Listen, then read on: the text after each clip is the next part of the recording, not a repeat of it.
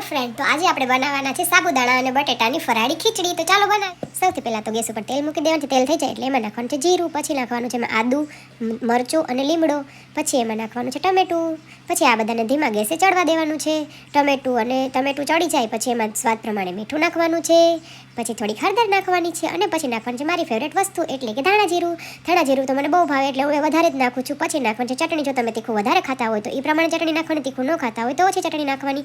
પછી આ બધાને ધીમા ગેસ ઉપર ચડવા દેવાનું છે. ચડી જાય ટમેટું એટલે પછી એમાં નાખવાનું છે બાફેલું બટેટું નાખી અને એને પણ એકદમ મિક્સ કરી નાખવાનું છે.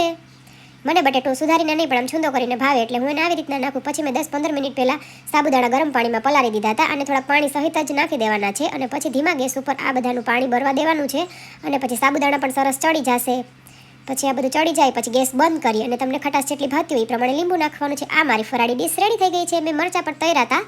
તો ચાલો તમે પણ મારી સાથે ફરાળ કરવા માટે અને ઉપરથી દાણા ભાજી નાખી દેવાની છે. હું તો જ્યારે પણ વ્રત રહું છું ત્યારે આ ફરાળી સાબુદાણાની ખીચડી જ કરીને ખાઉં છું. જો તમને લોકોને પણ ભાવતી હોય તો તમે પણ ખાજો. એક વખત જરૂર ટ્રાય કરજો. ટેસ્ટમાં બહુ મસ્ત લાગે છે. હું તો ક્યારેક રહી ન હોય તો એમને પણ આ બનાવીને ખાઉં છું. કેવી લાગી તમને મારી સાબુદાણાની ખીચડી? જો તમને સારી લાગી હોય તો પ્લીઝ મારી ચેનલને સબસ્ક્રાઇબ કરવાનું ભૂલતા નહીં, લાઈક કરવાનું ભૂલતા નહીં ને થેન્ક યુ સો મચ મારો વિડીયો જોવા માટે. આવજો, બાય બાય, હર હર મહાદેવ.